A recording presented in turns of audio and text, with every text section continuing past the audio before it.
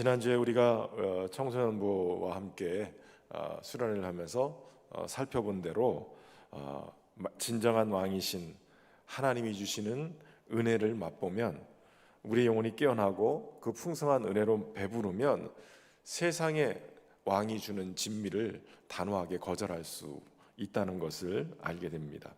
이미 배부른 자는 다른 것을 욕심내지 않고요, 이미 넘치도록 가져본 자는 손에 잡은 것을 얼마든지 놓을 수가 있어요.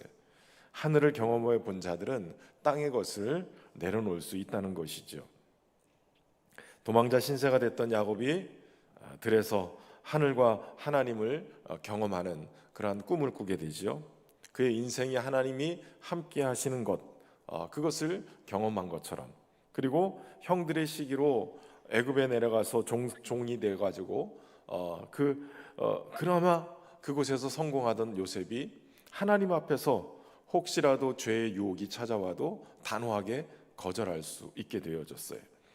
목동 시절 다윗과 함께 하나님과 함께 하면서 다윗은 사자와 곰의 발톱과 이에서 양을 구했던 경험이 이스라엘과 하나님을 모욕했던 블레셋 장수 골리앗과 맞짱을 붙을 수 있는 담대한 사람이 되었던 거예요. 나이는 어렸지만 하나님을 경험했던 사람들이 하나님으로 인해서 담대함을 가지고 또 뜻을 정하고 하나님 앞에 사로잡혀서 놀라운 비전의 사람으로 쓰여지게 된 것이에요. 저는 우리 중고등부 학생들, 지난주에 말씀 듣던 애들은 다 어디 갔는지 모르지만 그러나 함께 있었던 우리 어른들에게도 하나님 손에 붙잡혀서 쓰임 받으려면 먼저 하나님을 경험해야 되는 거예요.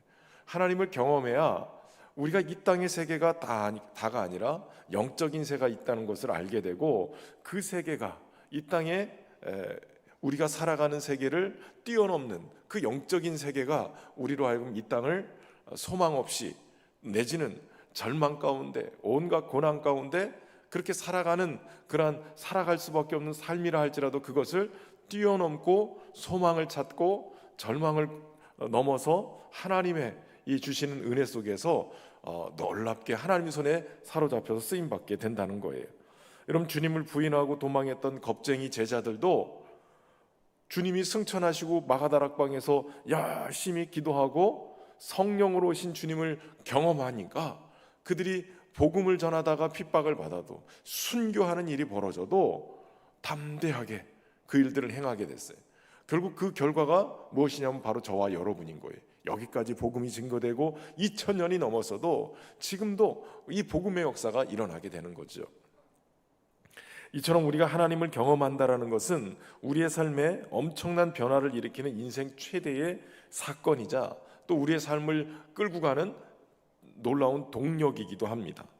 여러분, 그렇다면 우리에게 찾아오신 이 하나님을 그냥 짧게 경험하는 것에서부터 이런 놀라운 출발이 일어난다면 하나님과 동행하는 삶은 얼마나 놀라운 축복일까, 이런 생각이 들지 않겠습니까? 여러분, 그 하나님이 잠깐 방문했다가 떠나는 손님이 아니라 오늘 나의 삶 속에 들어오셔서 나와 함께 살아가신다면 놀라운 역사가 일어나지 않겠어요? 주홍아, 그렇지? 너의 인생에 하나님이 얼마나 놀라운 역사를 이뤄가겠냐. 여러분, 세상은 하나님 중심으로 돌아요. 그렇기 때문에, 왜냐하면 하나님이 세상의 중심이기 때문에 그렇죠. 세상의 중심이 하나님이기 때문에 세상은 하나님 중심으로 돌아요. 근데 그 하나님 중심으로 도는 세상이 하나님 중심으로 도는데 하나님이 그 인생 속에 찾아 들어오면 세상은 하나님 중심으로 도는 그 세상이 하나님을 모신 나의 중심으로 도는 거예요.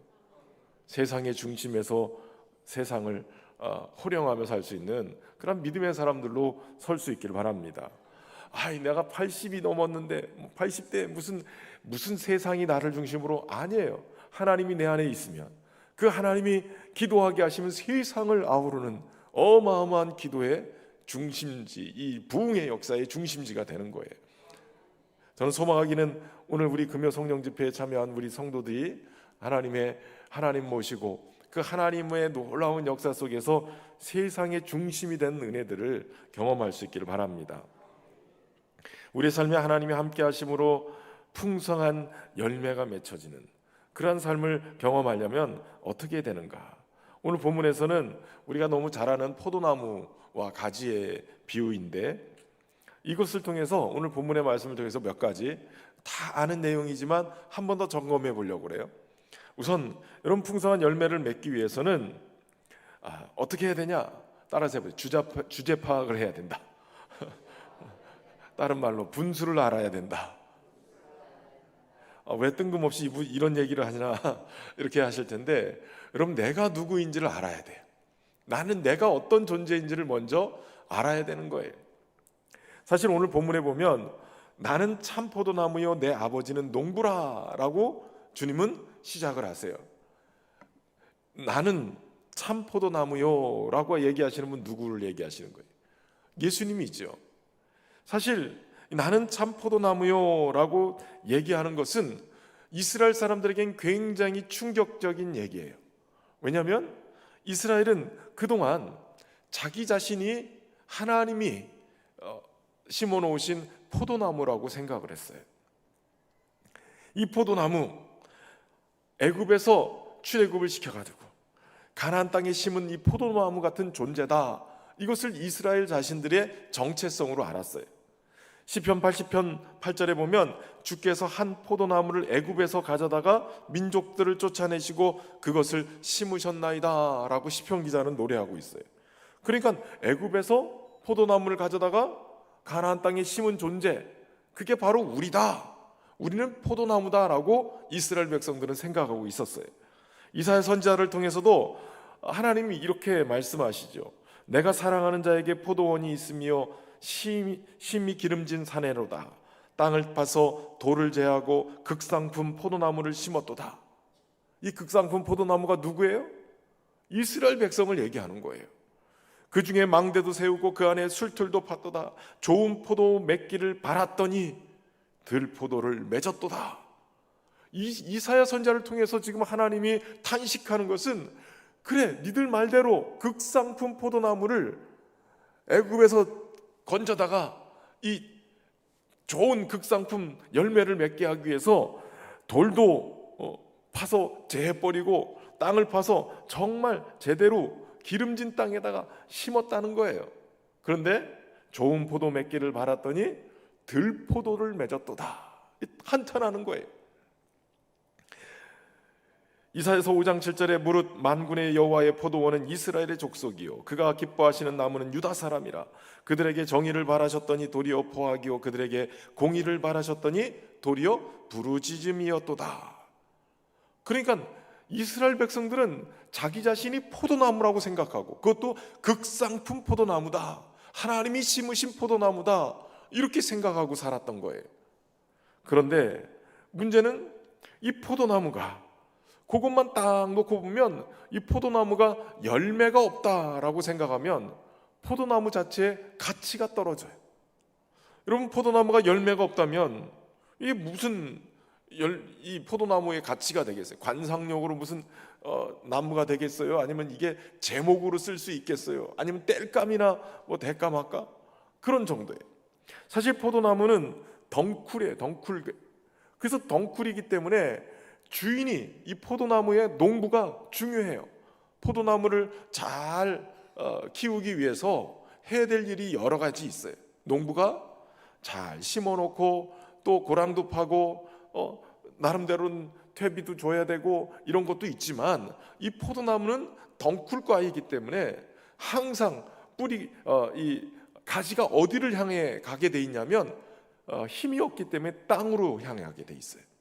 그래서 이 포도나무를 제대로 수확하려면 포도나무 묘목에다가 지주대를 세워가지고 이 나무가 위로 올라갈 수 있게, 그리고 가지가 땅으로 그냥 처지지 않고 이렇게 세워져 갈 수 있도록 지주대에 끈을 매단들지 뭘 해가지고 이 덩쿨을 제대로 올려줘야, 그래야 사이사이에 바람도 잘 통하고 나무가 처지지 않아서 열매를 맺게 되어지는 거예요.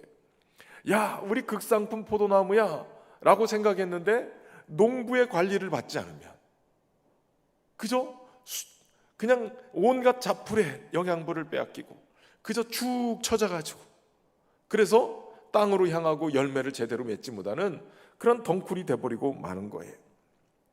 다시 말하면 이스라엘은 스스로 포도나무라고 생각을 했는데 하나님을 떠난, 농부이신 하나님의 손길을 떠나서 자기들 멋대로 포악을 행하고 부르짖음, 사람들에게 못된 짓에서 사람들의 부르짖음을 듣게 되고, 좋은 포도나무의 열매를 맺어야 되는데 들포도 열매를 맺는 그런 모습을 보여줬다는 거예요.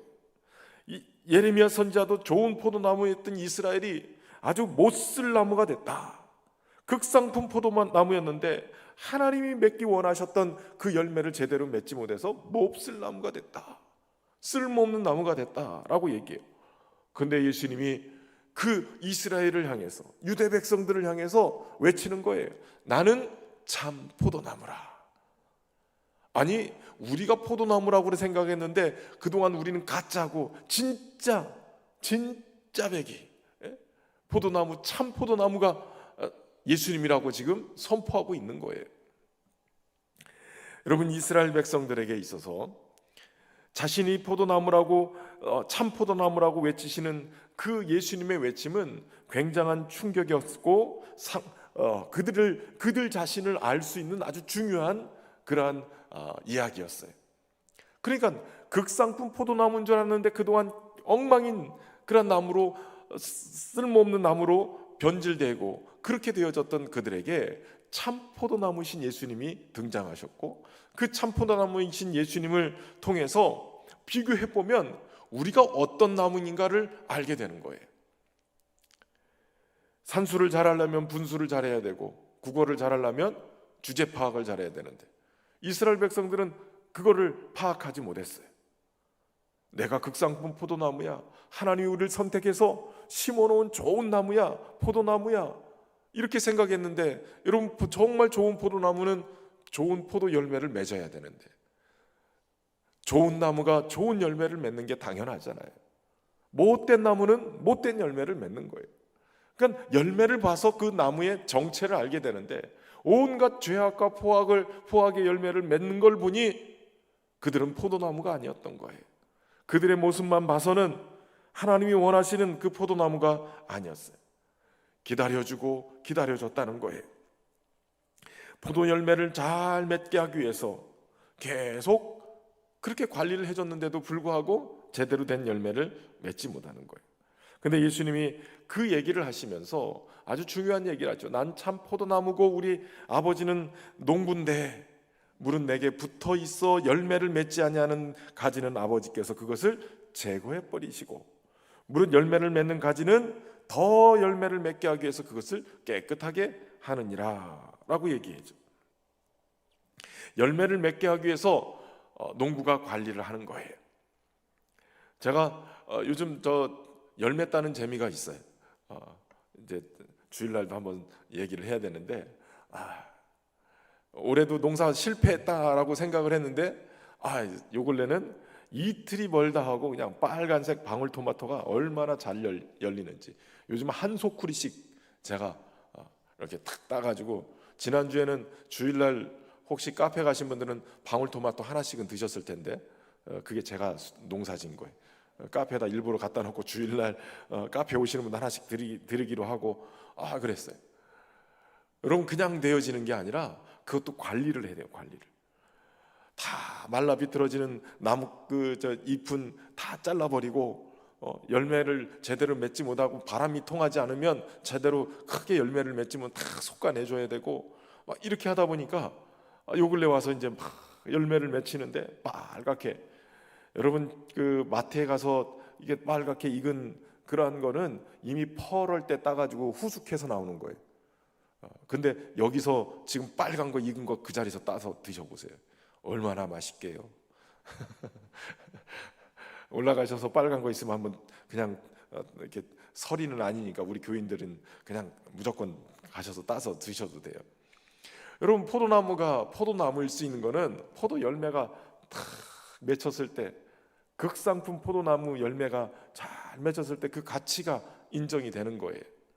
그런데 여러분, 여기서 예수님이 내가 참 포도나무다라고 얘기할 때는 이런 얘기예요. 너희를 그동안 기다려주고 그렇게 심었는데 제대로 된 열매를 못 맺었지. 한마디로 얘기하면 너희 스스로는 타락한 인간의 본성, 또 너희의 힘만으로는 하나님이 원하시는 열매를 맺을 수 없어. 그러니 참 포도나무인 나에게 너희가 붙어 있어야. 그러니까 참 포도나무이신 예수님이 잘 뿌리를 내고 줄기가 가고 너희는 가지이니까 잘 붙어 있어야 열매를 맺는다는 거예요. 다시 말하면 4절에 내 안에 거하라 나도 너희 안에 거하리라. 가지가 포도나무에 붙어 있지 아니하면 스스로 열매를 맺을 수 없음 같이 너희도 내 안에 있지 아니하면 그러하리라. 어떻게 하라고 그래요? 주님 안에 거하라는 거예요. 주님 안에 거하면 나도 너희 안에 거하리라. 포도나무에 가지가 붙어 있지 않으면 열매를 맺을 수 없는 거예요. 그러니까 참 포도나무이신 예수님께 가진 사람들이 이렇게 딱 붙어 있어야, 그래야 열매를 맺기 시작한다는 거예요. 떨어지면 말라 비틀어져 버리고 쓸모없는 그런 삶이 되어지는 거예요. 여러분, 이스라엘의 이 기후와 토양은 포도나무를 경작하기 아주 적합하다고 그래요. 그래서 유다 산지와 에브라임 산지에는 이 포도원이 없는 곳이 없을 정도로 그렇게 포도원이 가득한 거예요.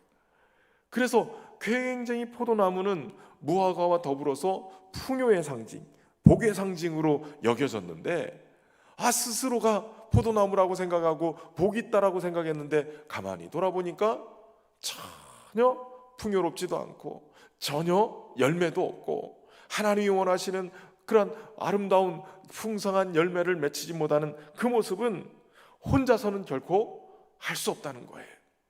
너희는 포도나무가 아니라 포도나무의 가지 같은 존재다.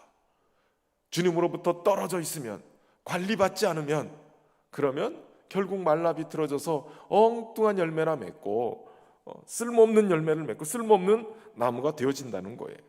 그래서 여러분, 우리가 믿음 생활하면서 중요하게 붙들어야 될 것이 있다면 그것은 다름이 아니라 나의 자신의 주제 파악을 하는 거예요. 스스로 하나님이 원하시는 그런 풍성한 열매, 스스로 주님의 뜻에 합당한 열매 맺을 수 없다는 것을 인정하는 것이 필요해요. 이거는 포기하라 이 소리가 아니에요. 하나님 없이는, 주님께 붙어 있지 않고는 나는 결코 어떠한 은혜의 풍성한 열매를 맺을 수 없다는 것을 알아야 된다는 거예요. 이것이 중요한 거예요. 그렇다면 이 자신을 알면 우리는 뭘 해야 될까요? 주님께 딱 하고 붙어 있어야 돼요. 내 안에 거하라 나도 너희 안에 거하리라. 여러분, 여기 굉장히 중요한 주님의 약속이 담겨져 있는 거예요. 네가 내 안에 거하면 나도 너희 안에 거하겠다. 이것은 생명의 교제가 일어나고 있는 거예요. 계속적으로 생명의 교제가 일어나면서 결국 열매는 어디에 맺힙니까? 가지 끝에 맺히게 되는 거예요. 하나님이 원하시는 그 열매를 맺기 위해서 우리는 뭐 해야 되냐? 예수님께 붙어야 돼요. 다 붙어서 주님 안에 있어야 되는 것입니다. 그리고 농부는 그렇게 잘 붙어서 열매 맺게 하기 위해서 하는 일이 있죠. 가지치기를 잘 해야 돼요. 가지치기를 잘 해서 깨끗하게 열매를 잘 맞게 하는데, 여러분, 오늘 본문에 주님이 가지치기에 대한 얘기를 하세요. 열매를 맺는 가지는 더 열매 맺게 하기 위해서 그것을 깨끗하게 한다. 그런데 3절에 무엇으로 깨끗하게 하냐면 너희는 내가 일러준 말로 이미 깨끗하여졌으니. 여러분, 여기서 중요한 것이 주님의 전지가위가 뭐냐면 말씀의 가위예요. 주님의 말씀으로 너희를 깨끗하게 했다는 거예요. 여러분, 말씀을 그래서 우리가 깨닫는 게 굉장히 중요해요. 하나님은 오늘도 말씀을 보내서 우리를 위경해서 건지실 뿐만 아니라 우리의 상처와 아픔들을 치유하시는 분이세요. 말씀을 보내셔서 우리의 영혼의 어긋남, 어그러짐, 삐뚤어짐, 이걸 보게 하시고 좌우의 날성검처럼 탁 날이 서가지고 수술을 해버리시는 거예요. 여러분, 하나님의 말씀으로 우리를 깨끗하게 하시는 거예요. 말씀이신 예수 그리스도, 말씀이신 예수 그리스도가 우리 안에 들어와서 역사하시면 우리의 영혼을 치유하시고 회복해 가시는 거예요. 수술하셔서 온전히 새살이 돋게 만드시고 깨끗하게 만들어 가시는 거예요.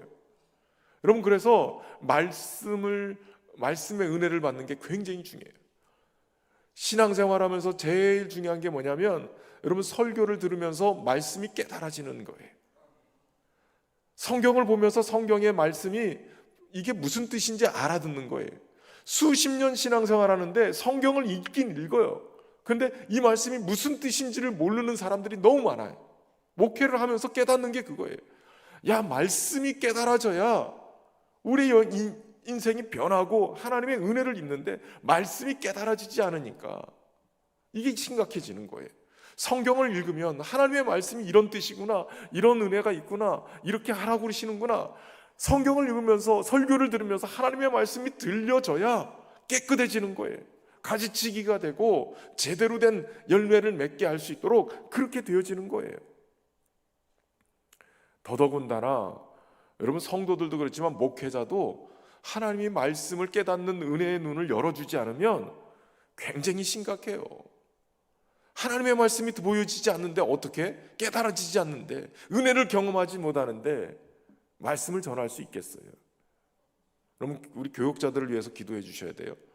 말씀을 볼 때마다 말씀의 그 풍성한 은혜들이 막 깨달아지게 하고, 그 말씀이 나를 막 확 사로잡아 가지고 그 말씀 때문에 막 감격하고 가슴 벅참이 있고, 그 말씀의 풍성함이 우리 성도들에게 막 흘러가서 성도들이 그 말씀을 막 먹으면서 막 기운을 차리고, 그런 역사들이 일어나야 되는 거예요. 교육자들 위해서 기도해 주시기 바랍니다. 하나님의 말씀이 우리를 깨끗하게 만들어요. 그 말씀을 통해서 깨끗함을 입을 때 열매를 맺게 되어지는 거예요. 오늘 2절에 보면 물은 내게 붙어 있어 라고 표현할 때, 이 무릇이라는 단어가 전부, 모두라는 뜻이에요. 그러니까 내게 붙어 있어 열매를 맺지 아니하는 모든 가지는 아버지께서 제거해 버린다는 거예요. 이게 되게 무서운 얘기죠. 아버지께서 원하시는 열매를 맺으면 깨끗하게 더 가지치기를 해서 더 풍성하고 더 알찬 그런 열매를 맺게 하지만, 붙어 있지 않아서 열매를 맺지 않으면 얼마든지 제거해버린 거예요. 붙어 있어도 열매를 제대로 맺지 못하면 제거해버린다는 거예요. 굉장히 강하고 단호한 거죠. 포도나무는 7월 말경에 포도가 익기 시작해서 8, 9월 달에 열매를 수확을 한다고 그래요. 그렇기 때문에 매년 그 연초에 이렇게 봄에 순이 이렇게 올라올 때 이 작업을 하는 거예요. 여러분, 꽃순이나 이런 순들이 쫙 올라올 때 이걸 다 살려두면, 그러면 열매가 크게 자라지 못하고 더 알차게 자라지 못해요. 다 살려줄 수 없어요. 그래서 꽃순을 이렇게 제거를 합니다. 그래서 복숭아 꽃도 마찬가지고 모든 열매는 이렇게 좀 솎아주는 것이 필요해요. 그래서 솎아주면, 그러면 영양분이 한쪽에 쫙 몰려가지고 이렇게 풍성하게 더 알차게 그렇게 열매를 맺게 되어지고 당도도 높아지게 되는 거예요. 그러니까 모양상으로는 붙어 있는데 실제로는 생명이 없는 죽은 가지, 이런 것들은 그냥 영양분만 축내고 있는 거예요. 그러니까 잘라낼 수밖에 없는 거예요.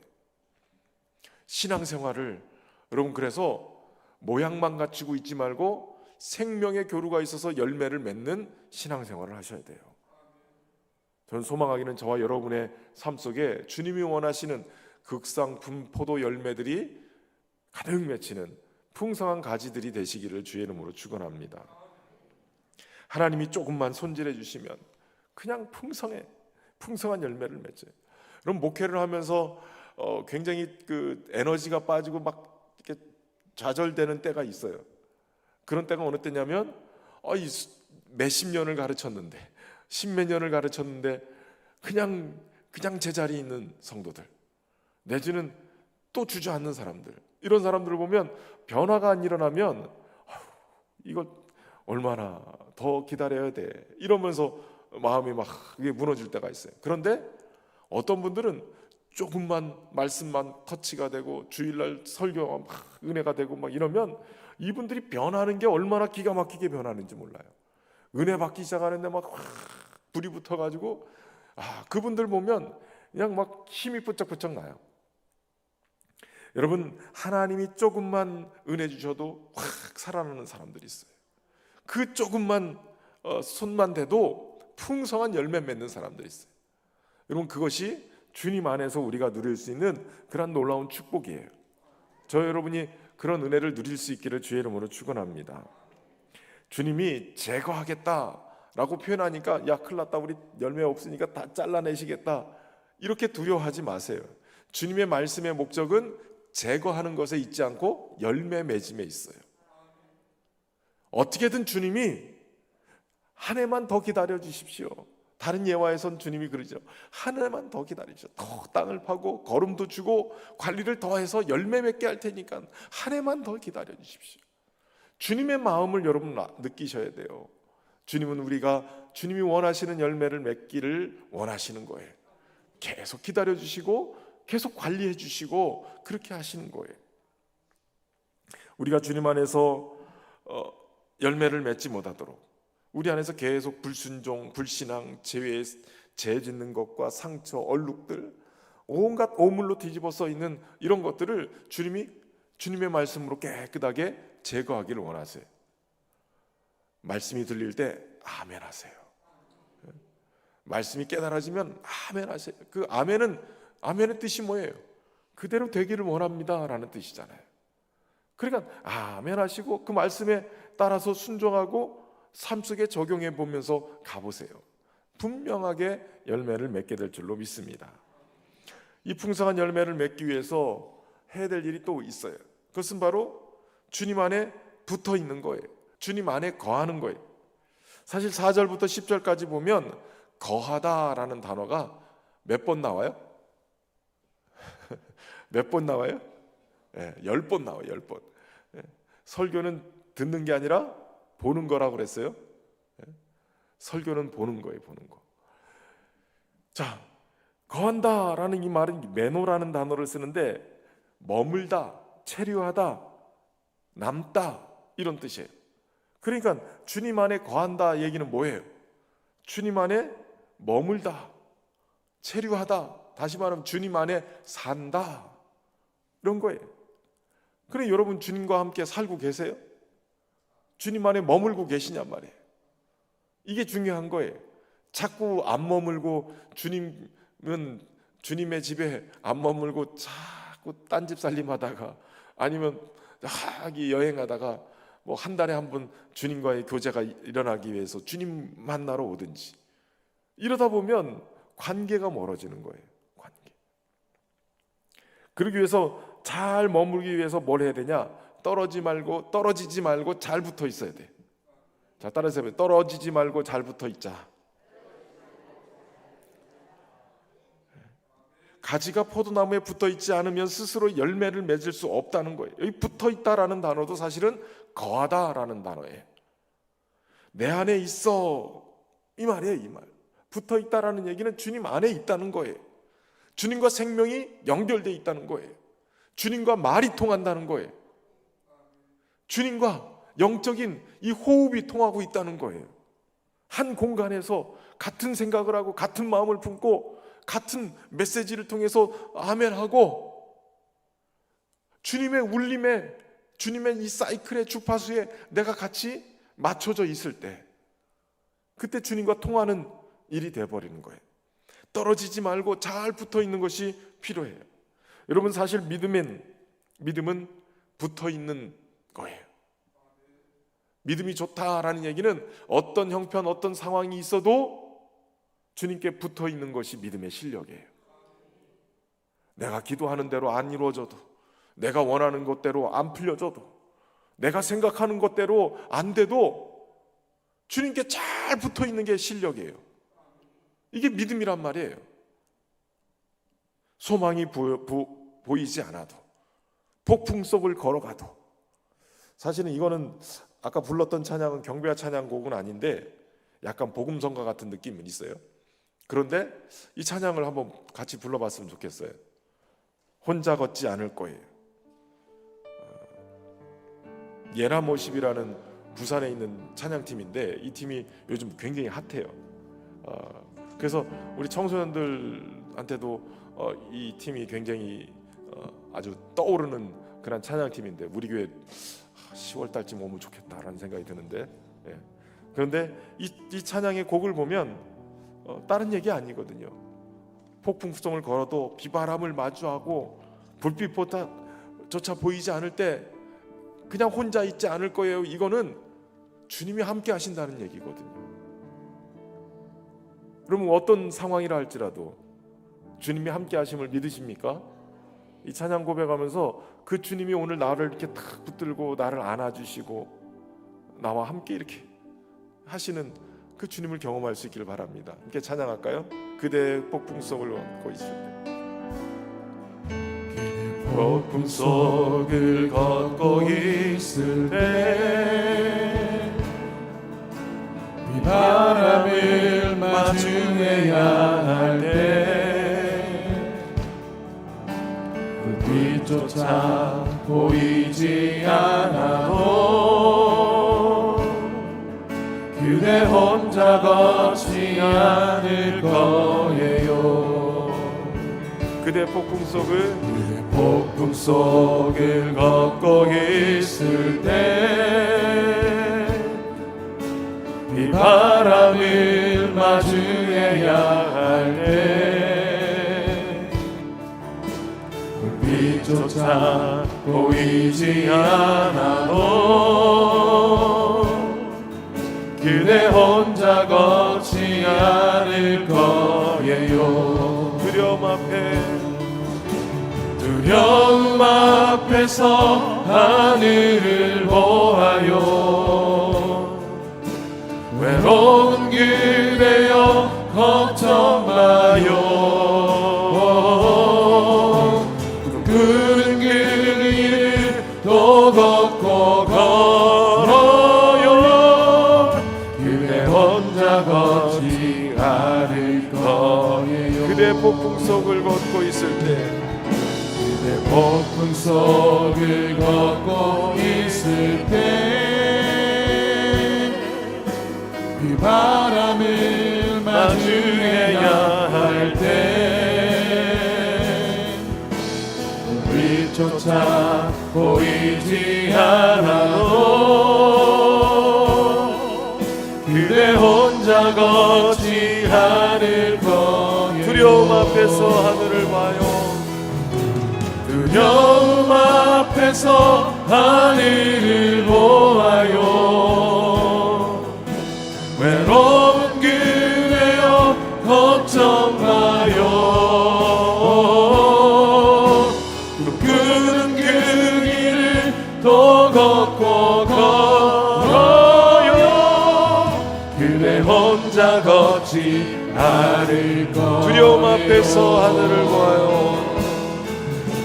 두려움 앞에서 하늘을 보아요. 외로운 그대여 걱정 마요. 푸른 그 길을 또 걷고 걸어요. 그대 혼자 걷지 않을 거예요. 옆 사람 손을 꼭 잡아주면서 그대 혼자 걷지 않을 거예요, 이렇게 얘기해 주세요. 그리고 또 이어서 이렇게 얘기하세요. 주님이 함께 동행하세요. 우리의 삶에 혼자 걷는 것 같지만 주님이 함께 하시는 거예요. 이 찬양을 유튜브에서 이렇게 틀어서 보다 보니까 밑에 댓글이 이렇게 쭉 달리는데, 그 댓글에 저는 교회를 안 다니는 사람인데 이 노래 듣다가 가슴이 울컥하고 마음이 따뜻해지고 막 힘이 납니다. 저는 불교를 다니는데 은혜가 됩니다. 뭐 이런 글들이 쫙 이렇게 댓글로 달려 있더라고요. 이런 찬양도 또 필요하겠다라는 생각이 드는데, 그럼 가만히 생각해보면 너무 많은 그러한 인생의 아픔과 어려움을 겪고 있는 사람들이 참 많아요. 하나님이 함께 하신다라는 것을 알지 못하고 그 위로를 받지 못하고 은혜를 누리지 못하고 사는 사람들이 참 많아요. 여러분, 세상 사람들만 그런 게 아니라 주님께 잘 붙어 있지 않고 자꾸 떨어져 있는 사람들은 자꾸 외로움을 느껴요. 폭풍 속에서도 어둠 속에서도 주님이 함께 하시는데 붙어 있지 않고 자꾸 떨어지려고 멀찍이 있으면 주님이 잘 느껴지지 않는 거예요. 자꾸 혼자 걷지 말고 주님과 함께 걸으시길 바랍니다. 24시간 주님과의 생명의 관계를 유지하려면 늘 주님을 바라봐야 돼요. 원태현님의 시집에 표제어에 이런 글귀가 있어요. 넌 가끔 내 생각을 하지 난 가끔 가다 딴 생각을 해. 이게 무슨 뜻인지 아시겠어요? 넌 가끔 내 생각을 하지 난 가끔 딴 생각을 해. 그러니까 너는 가끔 내 생각하지만 나는 항상 네 생각한다, 이 얘기예요. 가끔만 딴 생각하지. 여러분, 주님이 우리를 그렇게 생각하고 계세요. 우리 또한 주님을 그렇게 생각하고 주님 바라봐야 될 줄로 믿습니다. 강주민 목사님의 나를 위로하시는 하나님이라는 책에 보면 이런 예화가 있어요. 삿갓 쪽에, 여러분 삿갓 쪽에 이렇게 보면 삿갓 모양의 이렇게 원뿔은 아니고 이렇게 바위에 붙어 있는 그런 조개들이 있어요. 이 조개가 바위나 배 밑창에 붙어 다니는데 바위 자체를 깰 수는 있어도 삿갓 조개를 여기서 붙은 데서 떼기가 어렵대요. 그래서 과학자들이 이 삿갓 조개가 이렇게 강하게 붙어 있을 수 있는 이유가 뭘까 도대체? 어떻게 이렇게 강하게 붙어 있을 수 있을까? 그랬더니 한 가지 이유를 찾았는데 그게 뭐냐면 삿갓 조개가 오랫동안 파도와 싸웠다는 거예요. 그러니까 파도의 힘이 어느 정도냐면 시속 500km 정도 된다는 거예요.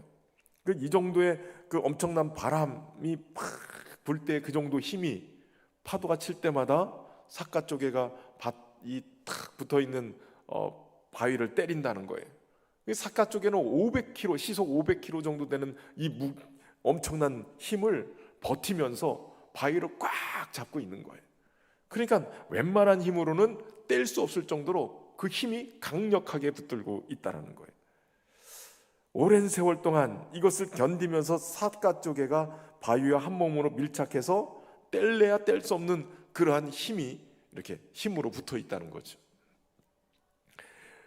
마귀는, 세상은 오늘도 우리를 주님과의 관계 안에서 자꾸 떼려고 온갖 힘을 막 부어가지고 파도처럼 막 밀려오게 해요.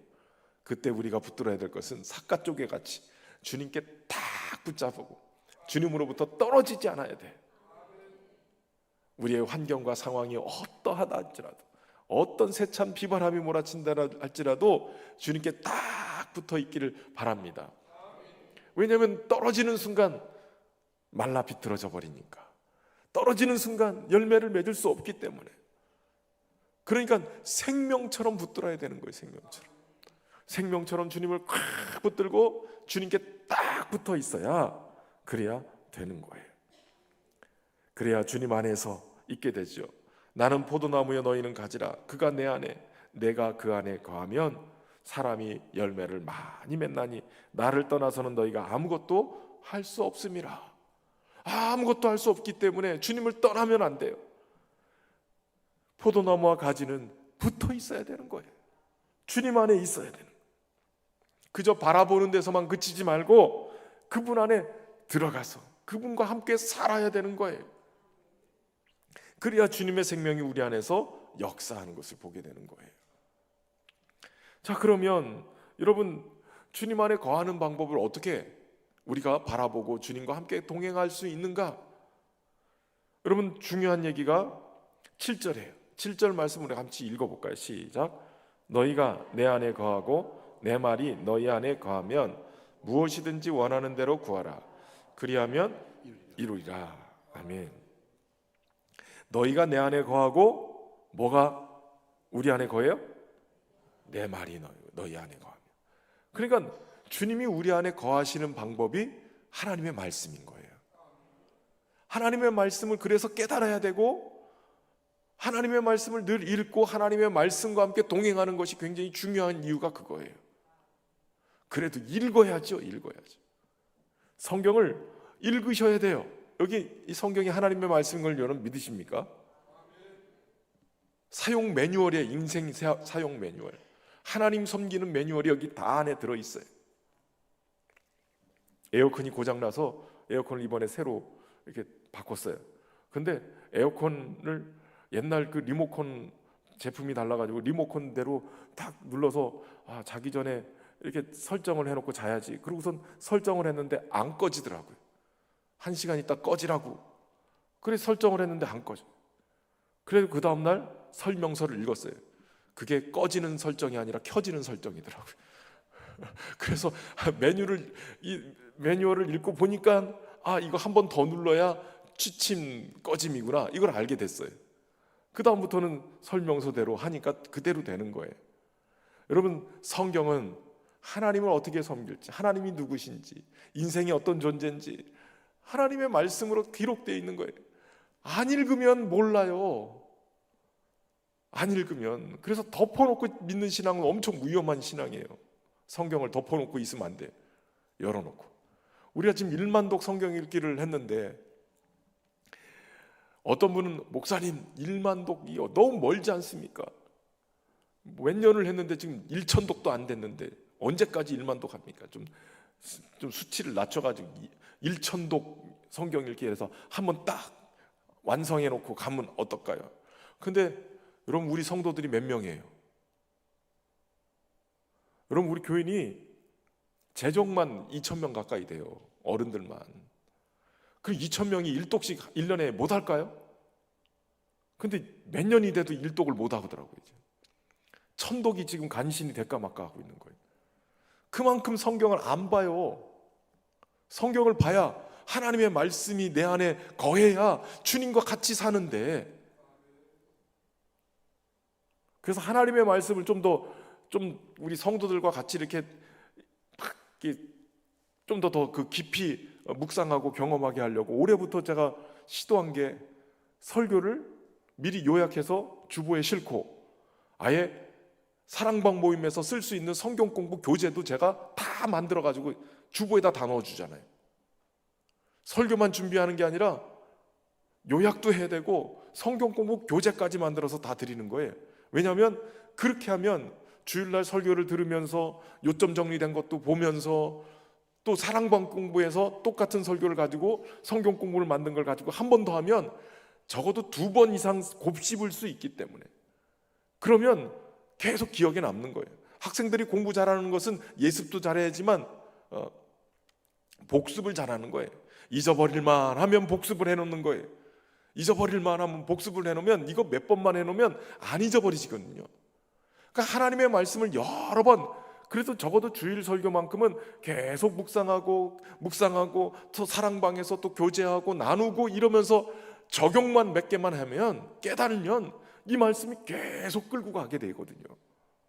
그러니까 말씀도 읽어야 되고 공부도 해야 되고 또 암송도 해야 되고 뭐예요? 설교도 잘 들어야 되고 성경 공부도 해야 되고, 그렇게 해가지고 성경을 계속 하나님의 말씀으로 내 안에 받아들여야 되는 거예요. 이게 주의 말씀으로 알고 상고하면서 날마다 받아들이면 그 말씀이 우리 안에 들어와서, 여러분, 말씀이 들어오면 어떤 일이 일어나는 줄 아세요? 말씀이 내 삶을 인도해 가세요. 하나님의 말씀이 내 삶 속에 들어와서 그 말씀이 계속 내 삶의 코치가 돼요. 가이드가 되는 거예요. 주의 말씀이 내 발의 등이 되기도 하고요, 내 길의 빛이 되기도 해요. 말씀이 방향을 잡아주고 한 걸음 한 걸음 갈 때마다 그 말씀이 인도해 가시는 거예요. 그 말씀이 인도하심을 경험하고 살아가야 내 삶 속에 주님과 함께 거하고 주님과 함께 동행하고, 그래서 주님으로 인하여서 열매 맺는 삶을 살게 된다는 거예요. 우리의 삶의 말씀이 생활의 중심이 되어야 돼요. 또 중요한 것은, 여러분, 하나님은 오늘도 우리와 함께 교제할 때 말씀을 통해서 교제하시는 거예요. 오늘 주님이 말씀을 통해서 내게 주시는 말씀이다. 저는 희한한, 이제 목회를 하면서 여러 번 이제 희한한 경험, 희한하기보다도 그냥 상식적인 경험인데, 저는 여러분들을 놓고선 주일날 설교를 3부 설교를 하잖아요. 1,000여 명이 넘는 성도들이 설교를 들어요. 그리고 또 그 방송을 저녁에 보면 방송 본 사람만 1,000명이 넘어요. 그러니까 한 2,000명 정도가 설교를 듣는다라고 생각하면 똑같은 설교를 듣는데 어떤 분들은 꼭 그래요. 목사님, 제가 일주일 동안 기도하던 거, 그동안 기도 제목 가지고 그동안 오랫동안 기도하던 게 이번 주 설교에 말씀을 통해서 나에게 응답으로 다가왔다는 거예요. 기도를 하고 있었는데 그 기도의 응답이 오늘 주신 설교의 말씀을 통해서 이게 하나님의 응답이구나 이렇게 받아들였다는 거예요. 이게 한두 번이 아니라 여러분들이 그런 경험들을 고백을 해요. 여러분, 말씀이 내 안에 들려질 때 이것이 은혜로 다가오기 시작하고 깨닫고 이렇게 다가올 때 이 말씀이 주님의 음성으로 들려져서 내게 응답으로 내게 걸음을 인도하는 그런 가이드의 음성으로 이끌어 가시는 거예요. 그러니까 말씀이 우리 안에서 우리의 삶을 이끌어 간다. 그리고 또 말씀이 내 안에 와서 내 삶의 불순종과 불신앙과 죄악들을 잘라내는 역할을 해요.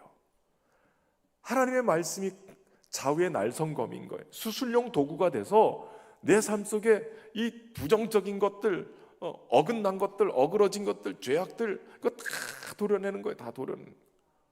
말씀이 있어야, 말씀의 검이 있어야 그게 도려내지죠. 근데 말씀이 없으면 이게 안 되는 거예요.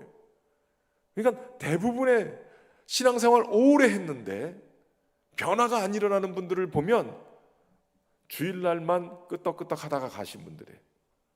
주님의 말씀을 깊이 묵상하면서 말씀대로 살아내려고 계속 큐티도 하고 그 말씀을 되새김질을 하기도 하고 그러면서 말씀 붙들고 막 기도한 사람들은 삶이 변하기 시작해요.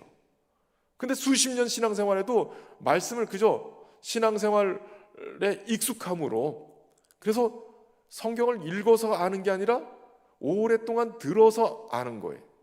그것도 완벽하게 완전히 아는 게 아니라 대충 아는 거예요. 그럴까 하노라 이렇게 알아요. 그래서 우리 장로님들은 안 그런데 가끔 가다가 어떤 분들, 이렇게 장로님들 기도하시는 분들을 보면 성경에도 없는 얘기를 그렇게 말씀하셨으니 이러고선 기도하는 분들이 있어요. 주님은 그렇게 얘기 안 하셨는데, 근데 그랬다고 그러면서 얘기를, 이게 위험한 거예요.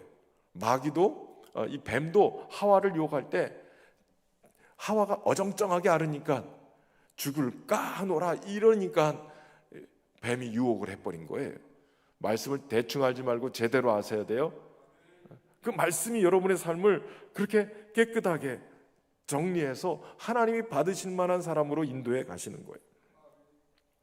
말씀이 삶을 이끌어 가는데 중요한 것은 말씀을 품으면 주님의 소원이 생긴다는 거예요. 따라서 해보세요. 말씀을 품으면 주님의 소원을 품게 된다.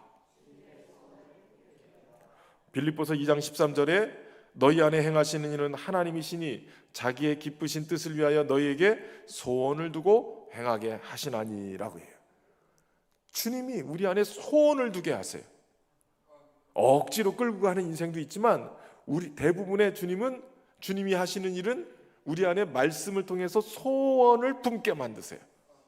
그래서 주님의 마음이 우리 안에 들어와서 그 소원을 품은 것을 가지고 기꺼이 행하게 되는 거예요.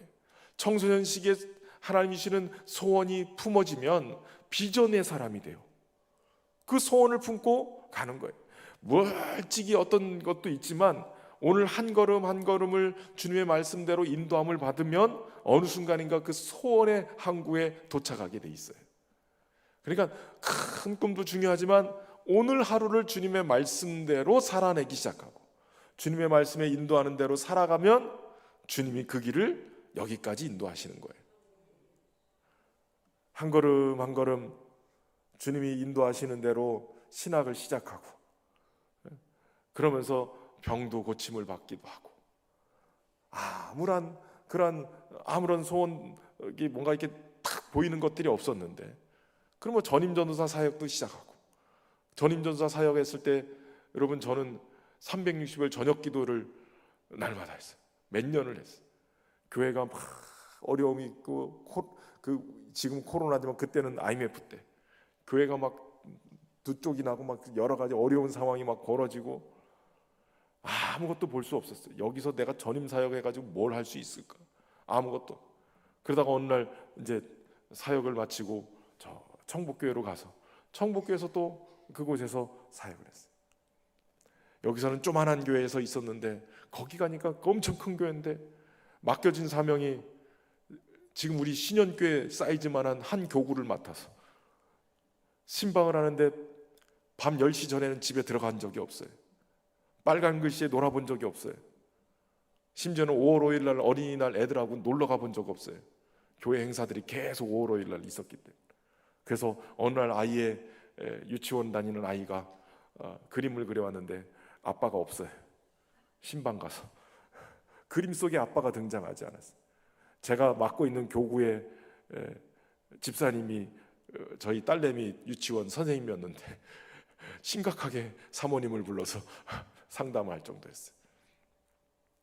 맡기신 사명을 하루하루 그냥 감당하고 오다 보니까 신현 청복교회에서 10년 별의별 일 다 있었지만 하여튼 10년 그러다가 신현교회로 오는 이 과정도 그냥 한 걸음 한 걸음 그냥 그 순간순간에 순종하고 오다 보니까 여기까지 왔어요.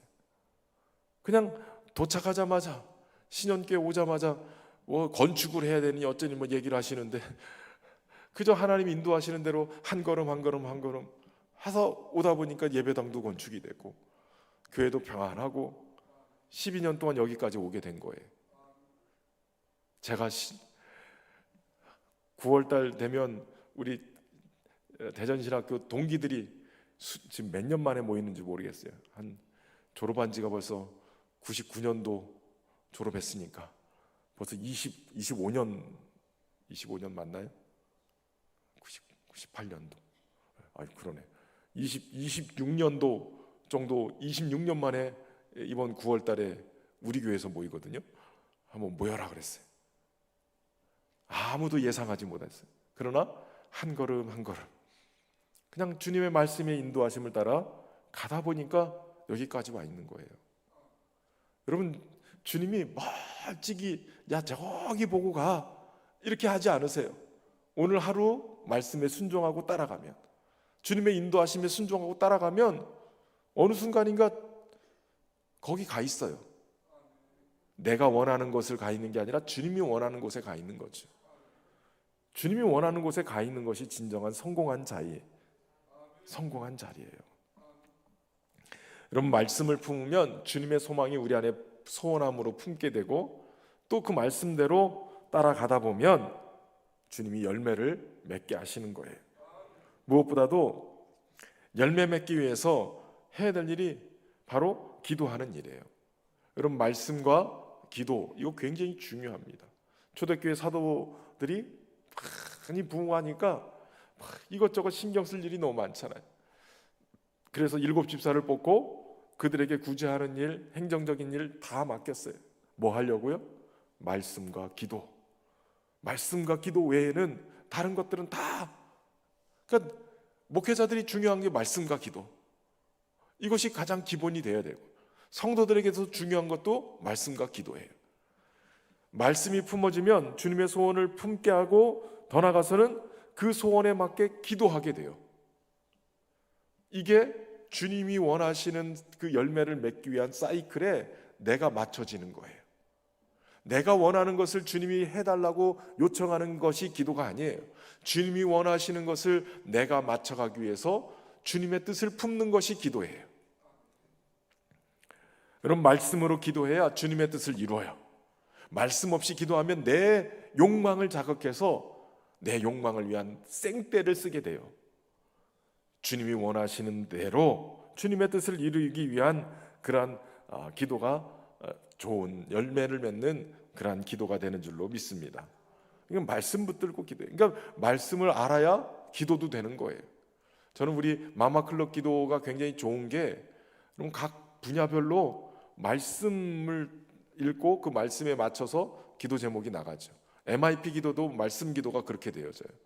그러니까 말씀을 기준으로 해가지고 기도 제목이 쭉 나오는데 그 기도 제목을 읽기만 해도 기도의 언어가 풍성해져요. 우리 마마클럽 하시는 분들은 그 한 주제에 막 거의 10개씩 있잖아요. 그냥 그거 읽기만 해도 기도 제목이 말씀의 기도 제목이기 때문에 기도 언어가 풍성해져요. MIP 기도의 말씀 확장 기도를 훈련하면 그 말씀 확장 기도가 말씀을 기준으로 해서 기도하기 때문에 이 기도의 언어가 더 풍성해져요. 그럼 그런 말씀 기도가 되어질 때 기도에 풍성한 열매들이 맺혀지게 되는 거예요. 그래서 주님과 함께 거하기 위해서, 주님 안에 있기 위해서 중요한 것은 말씀과 기도. 이것을 붙들어야, 그래야 주님 안에 거하면서 우리가 살게 되어지는 거예요. 무엇보다도 중요한 것은 주님의 사랑 안에 거해야 돼요. 그 사랑 안에 거하기 위해서 해야 될 일이 주님이 원하시는 대로 서로 사랑하는 거예요. 사랑하면 주님의 사랑 안에 거하게 되는 거죠. 사랑을 하면은 예뻐져요. 그렇죠? 사랑을 하면 마음이 넉넉해지기 때문에 얼굴도 환해지고 이뻐지는 거예요. 여러분, 아무리 이쁜 사람도 얼굴이, 마음이 어둡고 얼굴이 어두우면 이쁘지 않아요. 사랑하면 예뻐져요. 저는 우리 신현교회 성도들이 정말 사랑이 풍성해서 그냥 그 얼굴에서 빛이 나고 광이 나는, 우리 하나님과 모세가 독대하면서 말씀을 같이 나눴잖아요. 같이 하나님과 말을 나누고 오랫동안 주님과 교제하니까 모세의 얼굴에서 광이 났어요. 그 얼굴에 빛이 났다는 거예요. 광채가 수건을 쓸 정도로. 여러분, 주님과의 교제가 우리의 영혼을 이쁘게 만들고 우리의 영혼을 살리고 풍성하게 은혜를 누리게 할 줄로 믿습니다. 중요한 것은 포도나무와 가지의 비유처럼 우리는 주님을 떠나서 하나도 살 수 없는 존재, 아무것도 할 수 없는 존재. 이 주제 파악을 하셔야 돼. 주님 아니고는 살 수 없는 존재, 주님께 꼭 붙어 있어야만 살 수 있는 존재. 주님이 함께 하심을 알아야 폭풍 속에서도, 불빛이 없는 그곳에서도 주님과 함께함으로 이겨나갈 수 있게 되는 거예요. 그래서 주님과 함께 거하고 주님 안에 살아감으로 말씀과 기도를 통해 주님과 동행하고, 그러므로 우리 안에 주님이 주시는 기쁨의 열매, 사랑의 열매. 여러분, 기쁨과 사랑은 성령의 열매예요. 주님과 함께 잘 동행하는, 주님과 깊은 만남으로 있으면 닮아가는 거예요. 부부도 어떻게든 간에 지지고 볶든 하여튼 계속 있으면 닮게 돼 있어요. 그렇죠? 성도들도 목사하고 좋은 관계 있으면 닮아요. 물론 좀 한 것도 있지만 그 교인들 보면 목사를 닮아 있다니까요. 목사가 조금 괴팍하면 성도들도 괴팍해. 목사가 정말 은혜가 넘치면 성도들도 은혜가 넘쳐요. 그래서 제가 우리 성도들을 보면서 제 상태를 여러분들을 통해서 봐요. 은혜가 넘치어야 될 텐데. 기쁨이 넘치고 사랑이 넘치는 것은 주님과 다 붙어 있어서 주님 안에 거하면서 주님을 경험하니까 성령의 열매를 맺는 거예요. 저 여러분이 오늘 주님과 함께 동행하는 그 기쁨을 누릴 수 있길 바라고, 그 사랑 안에 거하면서 살아갈 수 있기를 주의 이름으로 축원합니다. 우리 찬양할까요? 혼자 걷지 않을 거예요. 이거 보니까 오늘은 이 찬양을 통해서 우리 주님이 여러분들을 만지시는 것 같아요. 이 찬양을 다시 한번 부르면서 우리 주님의 만지심을 좀 경험하시고, 또 주님의 이렇게 오늘 누군가를 주님이 만지셔서 치유하시고 또 이렇게 보듬으시기를 원하신다면 그냥 주님께 마음을 열어주세요. 주님 오시옵소서. 내가 주님의 그 임재 속에서 다시 주님을 경험하기를 원합니다. 주님께 착 달라붙어서 주님을 떨어지지 않고 열매 맺기를 원합니다. 우리에게 이 찬양을 통해서 찾아오시는 주님과 함께하기를 바랍니다. 그대 폭풍 속을 걷고 있을 때,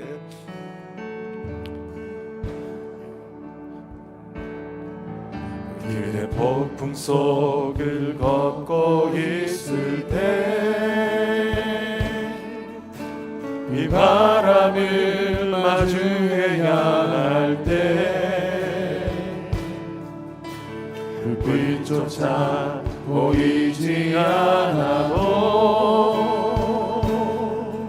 그대 혼자 걷지 않을 가슴에다 한번 손을 대고 한번 할까요? 그대의 폭풍 속을 걷고 있을 때, 폭풍 속을 걷고 있을 때 비바람을 마주해야 할 때 불빛조차 보이지 않아도 그대 혼자 걷지 않을 거예요. 두려움 앞에서 하늘을 보아요. 두려움 앞에서 하늘을 보아요. 외로운 그대여 걱정 마요. 끈 그 길을 더 걷고 걸어요. 그대 혼자 걷지 않을 다시 한번 고백합시다. 그대 폭풍 속을 걷고 있을 때, 그대 폭풍 속을 걷고 있을 때 비바람을 마주해야 할 때, 비바람을 마주해야 할 때 불빛조차 보이지 않아도 불빛조차 보이지 않아도 그대 혼자 걷지 않을 거예요. 두려움 앞에서 하늘을 보아요. 두려움 앞에서 하늘을 보아요. 외로운 그대여 걱정 마요. 그 길을 더 걷고 걸어요. 그대 혼자 걷지 않을 거예요. 그대 폭풍 속을 걷고 있을 때, 폭풍 속을 걷고 있을 때 바람을 맞으려야 할 때 불빛조차 보이지 않아도 그대 혼자 걷지 않을 거예요. 두려움 앞에서 두려움 앞에서 하늘을 보아요. 외로운 그대여 걱정 마요. 끄는 그 길을 또 걷고 걸어요. 그대 혼자 걷지 그대 폭풍 속을 걷고 있을 때, 그대 폭풍 속을 걷고 있을 때 바람을 마주해야 할 때 불빛조차 보이지 않아도 불빛조차 보이지 않아도 그대 혼자 걷지 않을 거예요. 두려움 앞에서 두려움 앞에서 하늘을 보아요. 외로운 그대여 걱정 마요. 외로운 그대여 걱정 마요. 그는 그 길을 또 걷고 걸어요. 그대 혼자 걷지 않을 거예요. 밤이나 낮이나 밤이나 낮이나 어제나 오늘도 영원히 주만 찬양해. 괴롭고 슬플 때 외롭고 슬플 때 낭망하여 넘어져도 언제나 주만 찬양. 밤이나 낮이나 밤이나 낮이나 어제나 오늘도 영원히 주만 찬양해.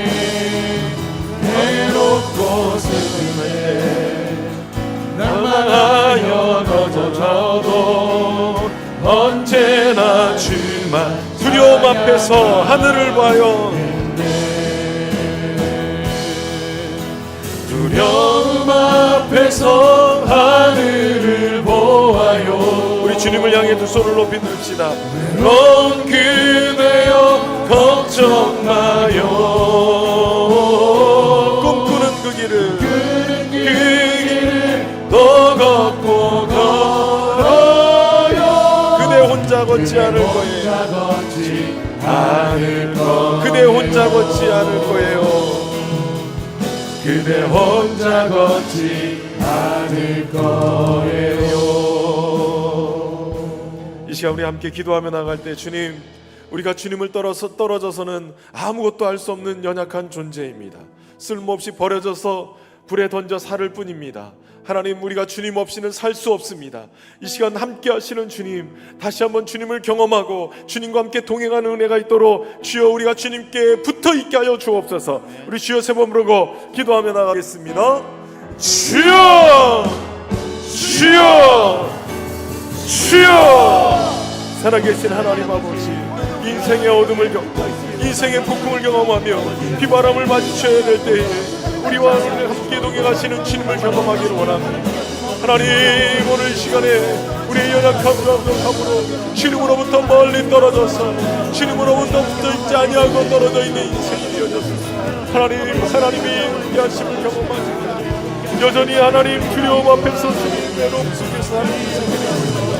오직 하나님 바라보게 하시고 우리 주님 바라보게 하여 주셔서 다시 한번 주님께 잘 붙어있는 자들이 되기를 원합니다. 주님 폭풍성을 걷는 인생이라 할지라도 비바람을 마주치는 인생이라 할지라도 제3 끝날까지 함께 하시겠다고 약속하신 주님이요, 오늘도 우리와 함께 하심을 믿습니다. 외로운 인생에게 찾아오셔서 만지시고 인도하시는 주님을 아버지, 주님 것에 함께 하주시옵소서. 주님 저들의 영혼을 만지시고 주님 저들의 영혼을 치유하시고 아픈 영혼들을 주님 만져주시옵소서. 주님 아버지, 저들을 만지시고 저들을 위로하셨으고 주님대로 함께 아버지 위로하며 주님 잡아주시고 인도하여 주시옵소서. 주여 은혜를 더하여 주시옵소서. 오직 주님을 구하는 자들에게 하나님의 은혜를 베풀어 주시옵소서. 주님 오늘도 주님 앞에 서게 하여 주시옵소서. 주님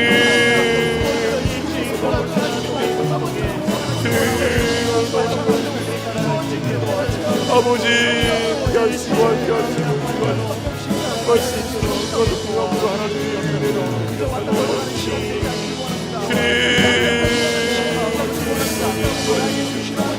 주님도 여시는 주님의 말씀을 영원히 기억하여 주시고 그 말씀으로 죽는 영혼들이 살아나게 하여 주시고 하나님 하시는 말씀 속에 살아주시고 주님 도와여 주시옵소서. 아버지 내로 함께하여 주시고 주님을 구합니다. 하나님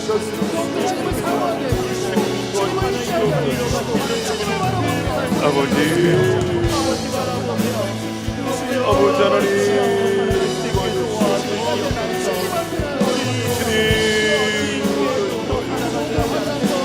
아버지 불빛이 어디로 가야 될지 방황하는 인생이 주님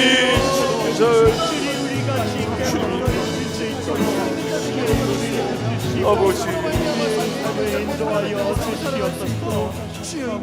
이 시간 다시 한번 연이어서 기도하며 나갈 때 하나님, 우리가 주님이 원하시는 열매를 맺기 위해서 주님께 잘 붙어 있어야 될 텐데 무엇보다도 주의 말씀으로 우리의 불순종과 불신앙을 잘라내 주시고 하나님, 우리의 죄악된 생활을 잘라내 주시고 깨끗함을 입어서 오직 주님이 원하시는 열매를 맺는 인생이 될 수 있도록 주여 은혜를 베풀어 주옵소서. 오늘 우리의 연약함들을 주님 앞에 고백하면서 다시 한번 주여 세 번 부르면서 주님 앞에 나가겠습니다. 주여, 주여, 주여. 살아계신 아버지, 다시 한번 주님 앞에 의뢰합니다. 아버지, 주님의 은혜 앞에 주님이 원하시는 열매를 맺고 여전히 연약함 속에 있는 우리의 연약함들을 주님 앞에 불신종과 아버지 나오는 죄악된 생활에 아버지 하나님을 온전히 바라보지 못하고 주님 우리가 주님이 원하시는 열매를 맺지 못하고 다시 한번 주님을 우리 하나님 바라보게 해주시옵소서. 주님을 우리 하나님 바라보게 해주시옵소서. 주님 인도하여 주시옵소서. 주님 우리 주님 인도하여 주시옵소서. 주의 말씀으로 우리를 깨끗하게 해주소서. 하나님을 정말 인도하여 주시옵소서. 하나님의 은혜 앞에 서시도록 주의 은혜를 베푸시기를 소망합니다. 하나님의 구원을 나오시는 우리 하나님의 은혜를 베푸시고 크신 하나님 영광을 받으시옵소서. 아버지 영화롭게 하시도록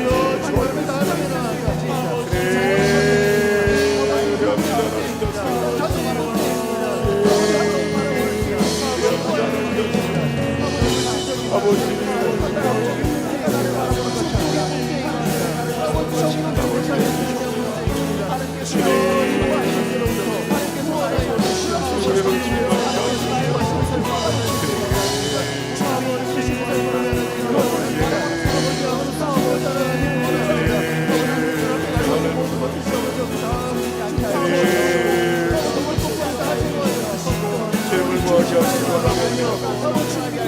주님 인도하여 주시옵소서. 할렐루야. 하나님 영광을 나시옵소서.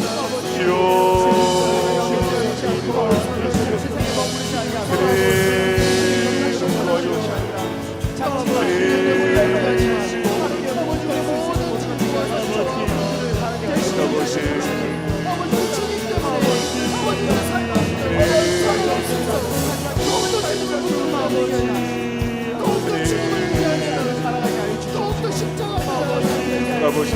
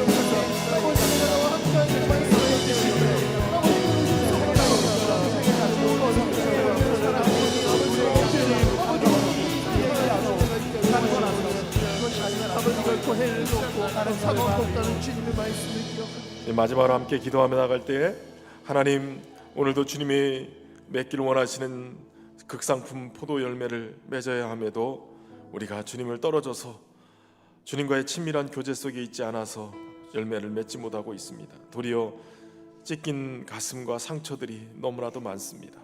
주님 이곳에 함께 하셔서 폭풍 속에서도 함께 하시고 어둠 속에서도 함께 하시고 우리의 연약함을 치유하시고 고치시고 싸매시는 주님께서 오늘도 우리와 동행하시는 줄로 믿습니다. 아멘. 우리의 연약함들을 주님 앞에 의탁하면서 하나님 상한 마음들을 치유하시고 상한 영혼을 치유하시고 우리 육체의 질병도 치유하시고 환경도 치유하셔서 다시 한번 주님이 원하시는 열매를 우리의 삶 속에 가득 맺힐 수 있도록 주의 은혜를 베풀어 주옵소서. 우리 주여 세 번 부르고 기도하고 여러분들의 기도 제목 가지고 기도하도록 하겠습니다. 주여